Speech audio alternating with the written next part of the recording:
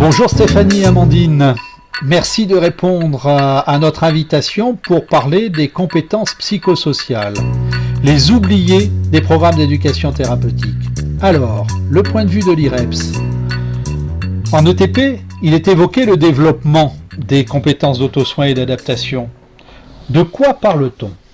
Jean-François Divernoire, Émile Gagnère et les membres du groupe de travail de l'IPSEM ont publié en 2011 un article dans la revue ETP-TPE s'intitulant « Compétences d'adaptation à la maladie du patient, une proposition ».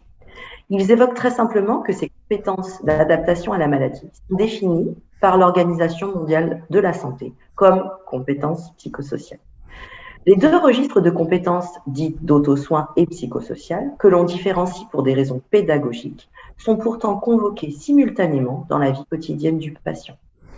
L'acquisition de ces compétences s'appuie sur la dynamique d'apprentissage du patient et ne peut se réaliser sans un certain degré de confiance en soi, d'image de soi positive et aussi de perception de son auto-efficacité. Mais notre culture française ne nous rend pas à l'aise avec les émotions. Et pourtant, la posture d'écoute et d'observation du non-verbal devrait être inculquée dès la plus petite enfance. Non, Stéphanie ?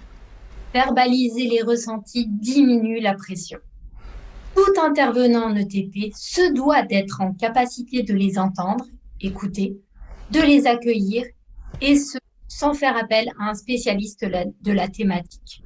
Entendre la colère, la tristesse et aussi toutes les joies que procurent les petites victoires du quotidien avec la maladie font partie des ateliers d'ETP.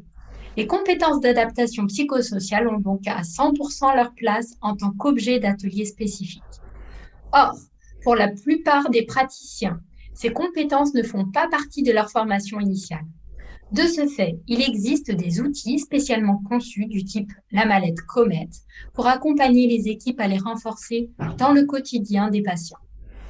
Elles se renforcent aussi de manière transversale à travers tous les ateliers. En effet, ces compétences font appel à certaines méthodes pédagogiques. Citons par exemple le jeu de rôle, qui peut être utilisé pour apprendre à comment expliquer aux collègues de travail la conduite à tenir en cas de crise, pour s'entraîner à solliciter l'aide de l'entourage, pour s'exercer à faire valoir ses droits. D'autres techniques, comme les groupes de parole, le photolangage, peuvent être également mises à profit pour former les patients à ces compétences. Le focus santé sur les compétences psychosociales des adultes et promotion de la santé, de culture santé, évoque des pistes réflexives pour la pratique. Par exemple, lorsque j'anime des ateliers collectifs, comment puis-je favoriser cela ? En considérant que toute personne peut vouloir contribuer au programme ou à la séance à sa manière, mais aussi en encourageant les partages de savoir, en laissant la place aux initiatives des patients, en faisant un état des lieux des personnes, des ressources, grâce aux connaissances des bénéficiaires et du programme, en s'entraînant à oser dire ce que l'on ne comprend pas lors d'une consultation.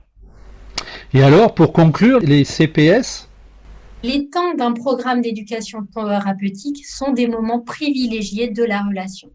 Mais à chaque moment d'échange, d'écoute et de partage, qu'il soit formel ou informel, et permet également aux personnes, bénéficiaires, entourage, membres de l'équipe, de développer et de renforcer leurs compétences psychosociales. Donc, à vous de jouer.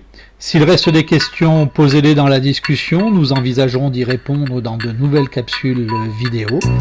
Merci Stéphanie, merci Amandine. À bientôt.